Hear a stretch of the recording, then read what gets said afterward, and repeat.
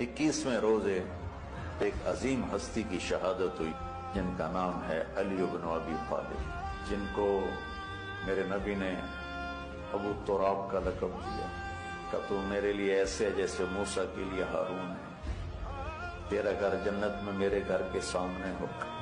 پھر آپ نے اپنی بیٹی فاطمہ سے کہا فاطمہ تو میں یہ دونوں حسن حسین، اور یہ جو سویا ہوا ہے، حضرت علی جاگے نہیں، وہ سوئے ہوئے تھے، یہ جو سویا ہوا ہے ہم پانچوں آخرت میں ایک ہی جگہ پر ہوں گے، اکٹھے ہوں گے۔ سب سے مظلوم ہستی علی بن ابی طالب، سب سے مظلوم ہستی، جن کی اولاد کا بچہ بچہ ذبح کر دیا، خود بھی شہید ہوئے اور آگے نسل بھی ساری ذبح۔